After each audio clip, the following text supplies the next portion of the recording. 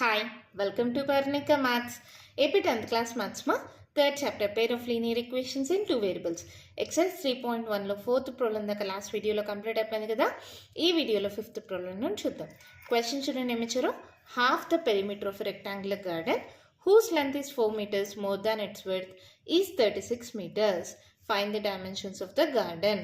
Length అనేది width కన్నా 4 meters ఎక్కువ అంట. ఓకేనా, మళ్ళీ half the perimeter of rectangular garden ఎంత అంట, 36 meters అంట. అలాంటప్పుడు డైమెన్షన్స్ ఆఫ్ ద గార్డెన్ కనుక్కోమన్నారు. క్వశ్చన్ అర్థమైందా? పెరిమీటర్ ఆఫ్ రెక్టాంగిల్కి ఫార్ములా ఏంటి గుర్తుందా మీకు? 2 into L plus B. Half the perimeter అంటే 1/2 into 2 into L plus B equals to ఎంత అంట, 36 అంట. మళ్ళీ ఇంకొకటి ఏమిచ్చారు, length is 4 meter more than its width అంట. అప్పుడు డైమెన్షన్స్ ఆఫ్ ద గార్డెన్ కనుక్కోమన్నారు. క్వశ్చన్ అర్థమైంది కదా. ఇప్పుడు సొల్యూషన్ చూద్దాం. నాకు విడ్త్ తెలీదు, let the width be Y అనుకుందాము లేదా ఎక్స్ అనుకుందాం, మీ ఇష్టం. Let the width or breadth మా రెండు సేమే. Let the breadth of a rectangular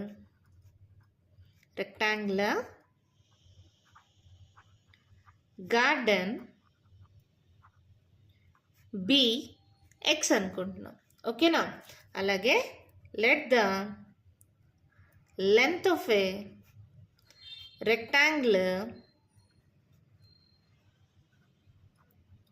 garden be Y అనుకుంటున్నాం.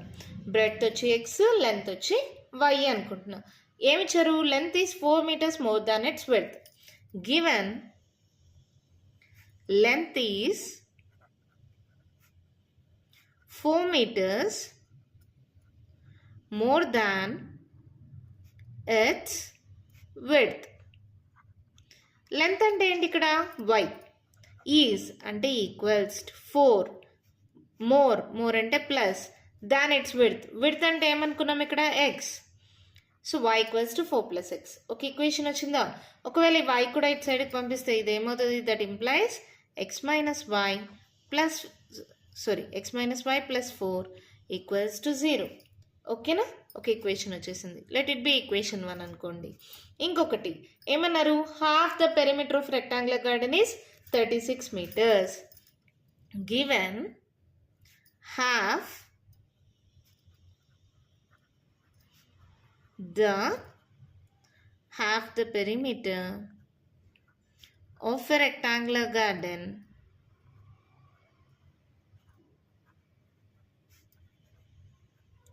is equals to 36 meters. Half perimeter of rectangular garden ఏంటి మా formula, 2 into L plus B. అవునా, is equals to 36. ఇక్కడ 2 cancel. L అంటే ఏంటి ఇక్కడ, లెంత్ అంటే ఏం తీసుకున్నాం, y ప్లస్ B అంటే బ్రెడ్త్ ఆర్ విడ్త్ ఏం తీసుకున్నాం, x is equals to 36. ఇది కావాలంటే మనం y ఈక్వల్స్ టు ఏం రాసుకోవచ్చు, 36 minus x. ఇది ఈక్వేషన్ 1 అనుకున్నా కదా, ఇది ఈక్వేషన్ 1 అనుకోండి మా, ఇది ఈక్వేషన్ 2. రెండు ఈక్వేషన్స్ వచ్చేసాయా. మనము ఫస్ట్ ఎక్సర్సైజ్ 3.1లో అన్ని గ్రాఫికల్గా సాల్వ్ చేస్తున్నాం కదా. ఇప్పుడు కూడా మనకు రెండు ఈక్వేషన్స్ వచ్చాయి. దీనికి కొన్ని పాయింట్స్ తీసుకొని గ్రాఫ్ ద్వారా మనం సొల్యూషన్ కనుక్కుందాం. మనకు డైమెన్షన్స్ ఆఫ్ ద గార్డెన్ కావాలి అంటే లెంత్ విడ్త్ కావాలి. కనుక్కుందామా, ఎలా తీసుకుందాం పాయింట్స్. ఇక్కడ చూడండి, ఇక్కడ 4 ఉంది, ఇక్కడ 36 ఉంది. రెండు డివిజిబుల్ బై 4 కదా. సో ఫస్ట్ నేను ఈక్వేషన్ 1కి ఎలా తీసుకుంటున్నానంటే xy వాల్యూస్. ఈక్వేషన్ 1 ఇంప్లైస్ ఏంటది, y equals to 4 plus x. xy values ఎలా తీసుకుందాం, ఇవన్నీ డివిజిబుల్ బై 4 కాబట్టి ఎలా తీసుకుంటున్నానంటే 4 2s are 8, 4 3s are 12, 4 4s are 16, 4 5s are 20. ఇలా తీసుకోవచ్చా, అన్నీ డివిజిబుల్ బై 4 కాబట్టి 4 1s are 4 2s are 4 3s are 12, 4 4s 16, 4 5s 20 ఇలా తీసుకున్నాం. ఇప్పుడు ఏమవుతాయి చూడండి, దీనికి values 4 plus 4 8, 8 plus 4 12, 12 plus 4 16, 16 plus 4 20, 20 plus 4 24. ఓకేనా, ఇప్పుడు అలాగే equation 2 implies y equals to 36 minus x. అవునా, ఎక్స్కి వైకి వాల్యూస్. ఇక్కడ ఎలా తీసుకుందాం వాల్యూస్? ఇక్కడ 0 తీసుకున్నా 4 తీసుకున్నా చాలా పెద్ద పెద్ద వాల్యూస్ వచ్చేస్తాయి. 8 తీసుకున్నా కూడా పెద్ద వాల్యూ వస్తుంది. 12 నుంచి స్టార్ట్ చేద్దామా? మా ఈక్వేషన్ 2 ఏంటి? y = 36 - x కదా. నేను ఒకవేళ 4, 8 తీసుకున్నాను అనుకో, 36 - 4 అంటే 32 వస్తుంది. పెద్ద పెద్ద వాల్యూస్ కదా, అలా తీసుకుంటే ఇంకా ఎక్కువ పెద్ద గ్రాఫ్స్ వస్తాయి. కాబట్టి 4, 8 వదిలేసా, 12 నుంచి తీసుకున్నాం. 4, 8 తీసుకోకూడదా? తీసుకోవచ్చు మా, గ్రాఫ్ పెద్దగా వస్తుంది అంతే. ఏ వాల్యూస్ అయినా తీసుకోండి. ఇప్పుడు 36 - 12 చేయండి. ఏమవుతుంది? 6లో 2 పోతే 4, మళ్ళీ 3లో 1 పోతే 2, 24. అలాగే 36 - 16 అంటే ఎంత? 20. మళ్ళీ తర్వాత 36 - 20 చేయండి, 16. తర్వాత 36 - 24 చేయండి. 6లో 4 పోతే 2, 3లో 2 పోతే 1, 12. సో దీనికి ఒక 5 పాయింట్స్ తీసుకున్నా, దీనికి 4 పాయింట్స్ తీసుకున్నా, ఎలా అయినా నో ప్రాబ్లం. ఈక్వల్గా తీసుకోవాలా అని కూడా ఏం లేదు. ఇప్పుడు ఈ పాయింట్స్ని గ్రాఫ్లో ప్లాట్ చేద్దామా? ఇక్కడ అన్నీ ఆల్మోస్ట్ 4 డివిజిబుల్స్ ఉన్నాయి కాబట్టి నేను ఎలా తీసుకున్నానంటే డివిజిబుల్స్ ఆఫ్ 4 మా, అంటే 4 యొక్క మల్టిపుల్స్ అంతే. 4 1s, 4 2s, 4 3s అలా తీసుకున్నాం. ఎక్స్ యాక్సెస్లో, వై యాక్సెస్లో అలాగే తీసుకున్నాను కాబట్టి స్కేల్ కూడా అలాగే రాసేసుకోండి. On X axis 1 centimeter equals to 4 meters. On y-axis, ఇవి క్వశ్చన్ మీటర్స్లో ఉంది కదమ్మా, అందుకని on y-axis 1 centimeter equals to 4 meters. ఓకేనా? ఇక్కడ 4 4 తీసుకున్నా, ఇక్కడ 4 4 తీసుకున్నా కాబట్టి స్కేల్ ఇలా వచ్చేసింది. ఇప్పుడు పాయింట్స్ని ప్లాట్ చేయండి. 4కి 8, 4కి 8. నేను మళ్ళీ చెప్తున్నానమ్మా, ఇక్కడ మీ గ్రాఫ్స్లో ఇవన్నీ పర్ఫెక్ట్ స్ట్రైట్ లైన్స్ వస్తాయి. గ్రాఫ్లో స్కేల్ పెట్టి డ్రా చేయొచ్చు. నేను రఫ్గా డ్రా చేస్తున్నాను కాబట్టి నాకు పర్ఫెక్ట్ స్ట్రైట్ లైన్స్ రాలేదు. మీరు గ్రాఫ్ షీట్లో డ్రా చేస్తే పర్ఫెక్ట్ స్ట్రైట్ లైన్స్ వస్తాయి. ఓకేనా? 8కి 12, 12కి 16, 8కి 12,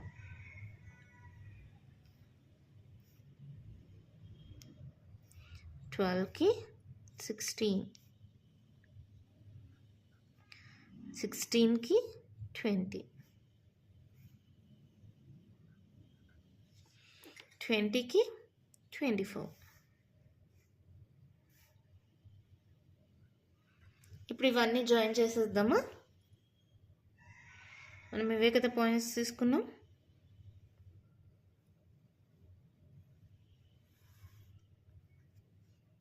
ఇలా జాయిన్ చేసిన తర్వాత నెక్స్ట్ ఇంకో పాయింట్స్ ఉన్నాయి కదా, వీటిని కూడా ప్లాట్ చేసుకుందాం. 12కి 24, 12కి 24,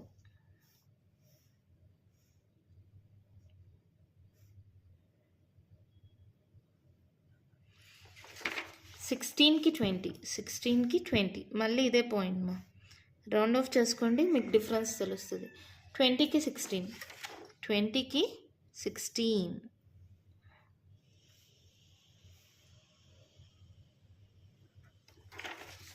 24కి 12, 24కి 12. ఇప్పుడు ఇవన్నీ జాయిన్ చేసేయండి.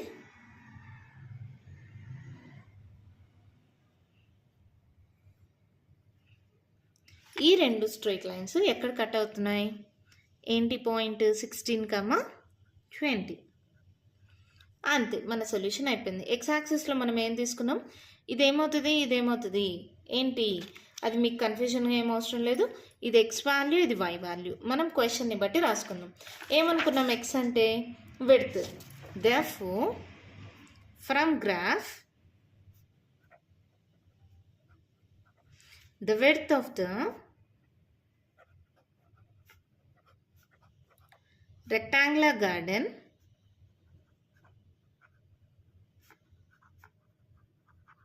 is equals to x, that equals to 16. Okay na? Alage the length of the rectangular garden, మా క్వశ్చన్లో ఫస్ట్ తీసుకున్నాం కదా XYలో, దీన్ని బట్టే రాయండి, తిప్పించి రాయొద్దండి. విడ్త్ని ఎక్స్ అనుకున్నా, so X value 16, so width 16. లెంత్ని y అనుకున్నా, y value 20. So width equals to 16, length equals to 20. అంతే, మన ప్రాబ్లం కంప్లీట్ అయిపోయింది. చాలా అంటే చాలా సింపుల్ ప్రాబ్లం ప్లస్ చాలా చాలా ఇంపార్టెంట్ ప్రాబ్లమ్. ప్రీవియస్ క్వశ్చన్ పేపర్స్లో ఇచ్చారు. ఇది సిబిఎస్ఈ సిలబస్ కదా, వాళ్ళకి ఇచ్చారు. సో కేర్ఫుల్గా చూడండి. నాకు విడ్త్ తెలీదు, ఎక్స్ అనుకున్నాను. లెంత్ తెలీదు, వై అనుకున్నా. ఏమన్నారు? Length is 4 meters more than its width. So Y equals to 4 + x వచ్చింది. ఓకేనా? Length Y is equals to 4 more అంటే plus than its width. Width అంటే ఎక్స్. దీని ద్వారా ఒక ఈక్వేషన్ వచ్చింది. మళ్ళీ ఏమన్నారు? Half the perimeter of rectangular garden is 36 meters. Half perimeter of rectangle 2 × l + b. L అంటే ఏంటి ఇక్కడ? వై. మళ్ళీ బి అంటే ఏంటి ఇక్కడ? ఎక్స్. సో వై + ఎక్స్ లేదంటే ఎక్స్ + వై ఎలా రాసుకున్నా నో ప్రాబ్లం. ఈ ఎక్స్ ఇట్ సైడ్కి పోయింది. ఇప్పుడు 2 ఈక్వేషన్స్ వచ్చాయి కదా, రెండింటికి పాయింట్స్ తీసుకున్నా. ఈ పాయింట్స్ని కూడా ఎలా తీసుకున్నాను? 36, 4 మా 2 మల్టిపుల్స్ ఆఫ్ 4 కాబట్టి 4 యొక్క మల్టిపుల్స్నే మనం పాయింట్స్గా తీసుకుంటాం. అప్పుడైతే ఈజీగా వస్తుంది. ఓకేనా? మిగతా పాయింట్స్ తీసుకోకూడదా? అలా ఏం లేదు, మీకు నచ్చిన పాయింట్స్ తీసుకోండి. ఇక్కడ 2 మల్టిపుల్స్ ఆఫ్ 4 కాబట్టి గ్రాఫ్ ఈజీగా మనకి ఎక్కడ కట్ అవుతుందో తెలియడానికి కోసం నేను ఇలా పాయింట్స్ తీసుకున్నాను. ఇక్కడ చూడండి, 16కి 20, ఇక్కడ 16కి 20. ఇక్కడ చూడగానే చెప్పేయచ్చు కదా, 16, 20 అనేది మన పాయింట్. ఇక్కడ కూడా గ్రాఫ్లో మల్టిపుల్స్ ఆఫ్ 4 కాబట్టి ఎక్స్ యాక్సిస్లో మల్టిపుల్స్ ఆఫ్ 4, వై యాక్సిస్లో కూడా మల్టిపుల్స్ ఆఫ్ 4 తీసుకున్నాను. సో స్కేల్ కూడా అలాగే రాసుకున్నా. On X axis 1 centimeter equals to 4 meters, on Y axis 1 centimeter equals to 4 meters. ఈ రెండు కట్ అయ్యే పాయింట్ ఏంటి? 16, 20. ఇది ఎక్స్ వాల్యూ, ఇది వై వాల్యూ. ఎక్స్ అంటే ఏంటి? మనం తీసుకోండి width. So width equals to 16, length equals to 20. ఎంత సింపుల్గా ప్రాబ్లం అయిపోయింది కదా, అర్థమైందా? నెక్స్ట్ ప్రాబ్లం చూద్దామా? 6th one క్వశ్చన్ చూడండి. మేము ఇచ్చారు, given the linear equation 2x + 3y - 8 = 0.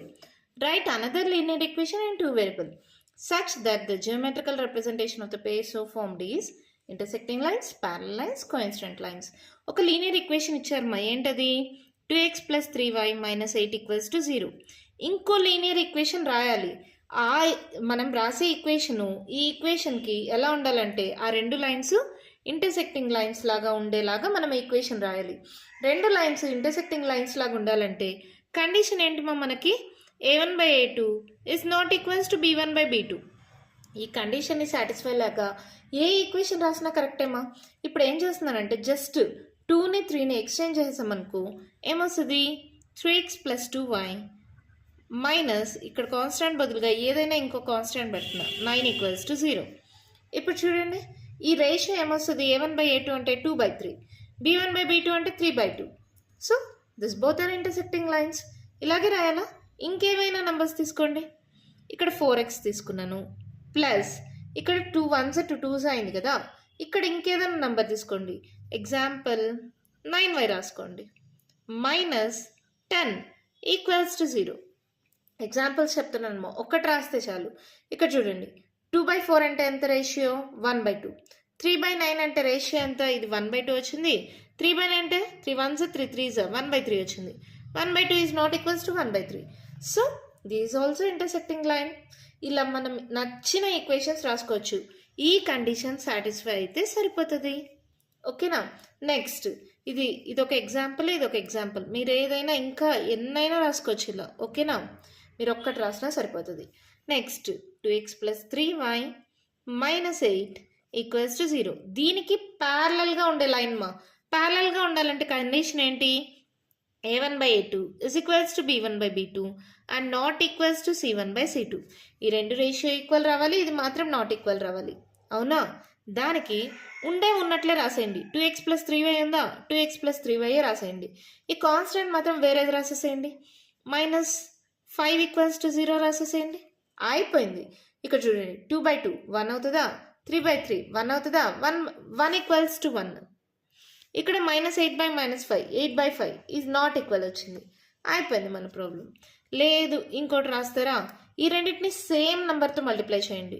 2తో మల్టిప్లై చేద్దామా? 2 2s 4, 3 2s 6. ఇది మాత్రం ఇంకేదైనా నెంబర్ తీసుకోండి.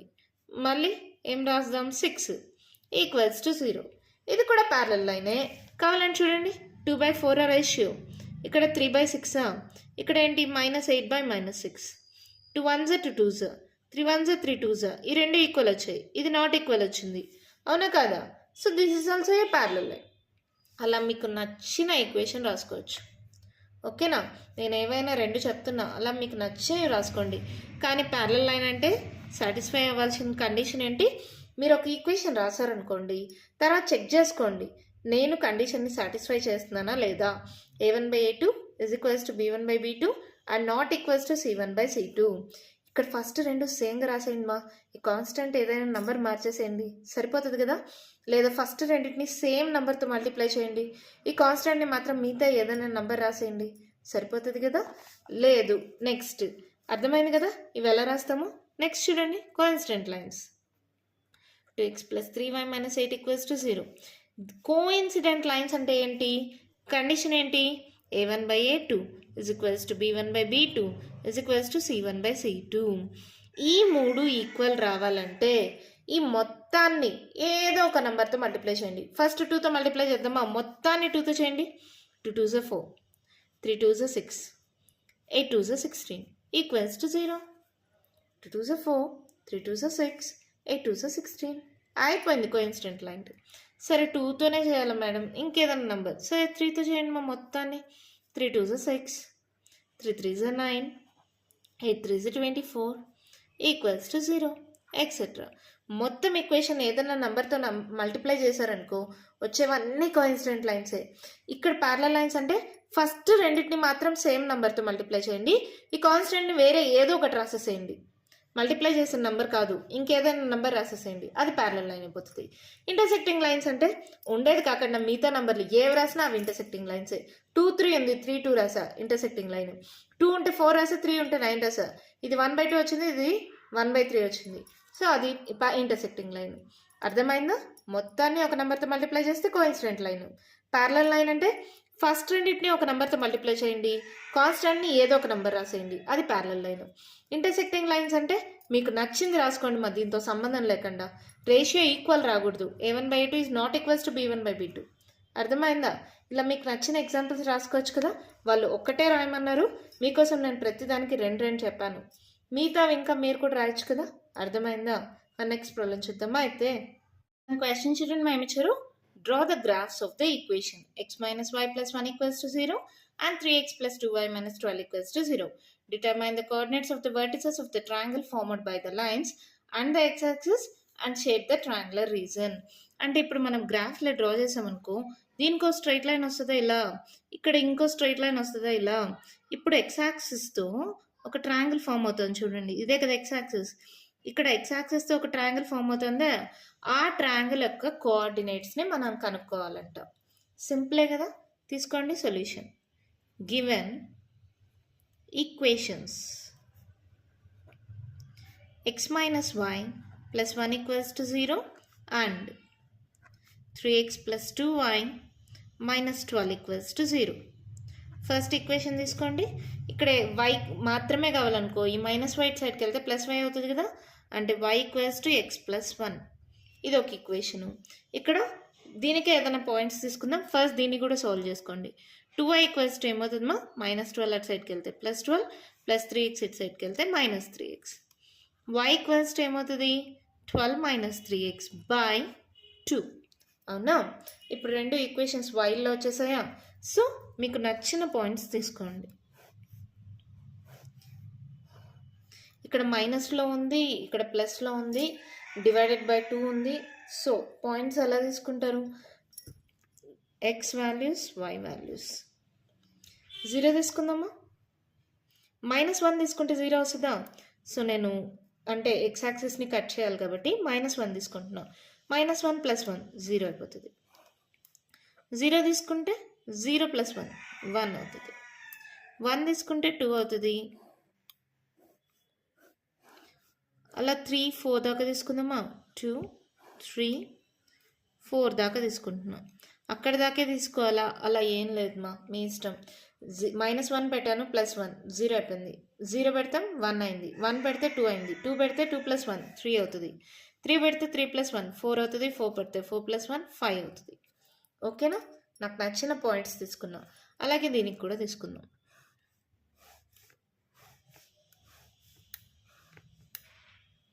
x y. ఇక్కడ 0 పెట్టాను అనుకో ఏమవుతుంది 12/2 అంటే 2 1 2 6 అవుతుంది.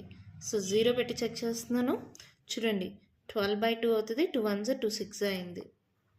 మళ్ళీ 1 పెట్టండి, 12 - 3 12 11 10 9 వస్తుంది. 9/2 అంటే రాదు కదా. సో డివిజిబుల్స్ ఆఫ్ 2 తీసుకోండి మా, ఈజీగా అవుతుంది. ఓకేనా. ఇప్పుడు 2 పెట్టండి, ఏమవుతుంది 12 - 3 2 6 బై 2. 12 6 పోతే 6 6/2 2 1 2 3. సో నెక్స్ట్ 4 పెట్టండి, ఏమవుతుంది 4 3 12 12 - 12 0 అయిపోయింది. చాలా అనుకుంటాను. మళ్ళీ నెక్స్ట్ నెంబర్స్ ఏమైనా తీసుకుంటే నెగిటివ్లోకి వచ్చేస్తుంది. కావాలంటే తీసుకోండి, మీ ఇష్టం. తీసుకుందామా 2 4 6 తీసుకుందాం, ఇక్కడితో ఆపేద్దాం. ఓకేనా. 6 తీసుకోండి, 12 - 6 3 18/2. 18లో 12 పోతే ఎంత 6. పెద్ద నెంబర్ సింబల్ మైనస్ కాబట్టి -6/2 2 1 2 3 -3. ఓకేనమ్మా, పాయింట్స్ ఓకే కదా. ఇప్పుడు వీటిని ప్లాట్ చేద్దామా గ్రాఫ్లో. ప్లాట్ చేయండి మా. ఇప్పుడు -1కి 0, -1 ఎక్స్ యాక్సిస్లో 0 అయింది, 0కి 1 0కి 1 1కి 2 2కి 3 3కి 4 4కి 5.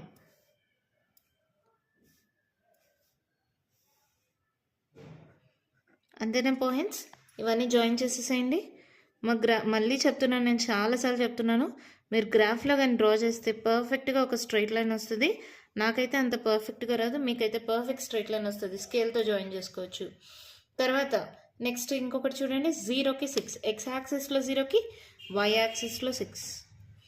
2కి 3 ఎక్స్ యాక్సిస్లో 2కి, వై యాక్సిస్లో 3. ఇదే పాయింట్ కదా. ఇక్కడ రౌండ్ ఆఫ్ చేసుకోండి మా డిఫరెన్స్ కోసం. 4కి 0 ఈ పాయింటే కదా. 6కి -3 6కి -3.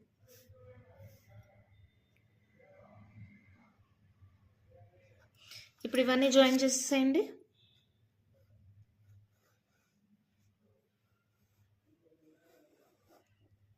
ఓకే. ఇప్పుడు ఇక్కడ ఒక ట్రయాంగిల్ ఫామ్ అయింది, గమనించండి.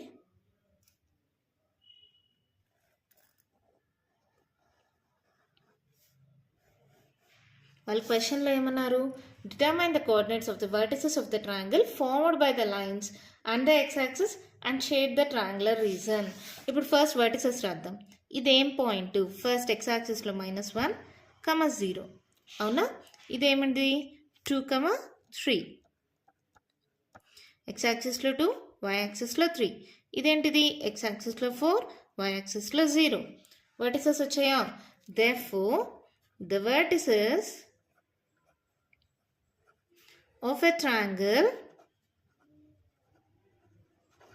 are -1, 0, 2, 3 and 4, 0. ఇక్కడ క్వశ్చన్ వర్టిసెస్ రాసేసిన తర్వాత ఏమన్నారు, షేడ్ ద ట్రయాంగులర్ రీజన్ అన్నారు కదా. జస్ట్ నేను ఇలా లైన్స్ డ్రా చేశాను. మీరైతే ఏం చేస్తారంటే పెన్సిల్ తీసుకొని బాగా షేడ్ చేయండి మా ఈ పార్ట్ని. ఓకేనా. సింపుల్గా ఇలా షేడ్ చేయండి. మీకు అర్థం కాదు కాబట్టి నేనైతే ఇలా లైన్స్ డ్రా చేశాను. ఓకేనా, అర్థమైందా. చాలా సింపుల్గా ఉంది కదా ప్రాబ్లము. ఎంత ఈజీగా చూడండి, సింపుల్ వాల్యూస్ తీసుకుంటే గ్రాఫ్ వచ్చేసింది. ఆ గ్రాఫ్ని కానీ డ్రా చేస్తే మనకి ఈజీగా వర్టిసెస్ ఆఫ్ ఏ ట్రయాంగిల్ కూడా వచ్చేసింది. ఈ ట్రయాంగిల్ని షేడ్ చేయమన్నారు కాబట్టి నేను లైన్స్ డ్రా చేశాను.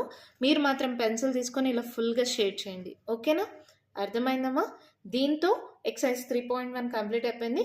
నెక్స్ట్ వీడియోలో ఎక్సర్సైజ్ 3.2 స్టార్ట్ చేద్దాం. మీకు నేను చెప్పిన వీడియోస్లో మీకు ఇంకా ఏమైనా డౌట్స్ ఉంటే కామెంట్ బాక్స్లో ఇవ్వండి. మీకు కానీ వీడియో నచ్చినట్టయితే లైక్ చేయండి, షేర్ చేయండి, నా ఛానల్ని సబ్స్క్రైబ్ చేసుకోండి. Thank you.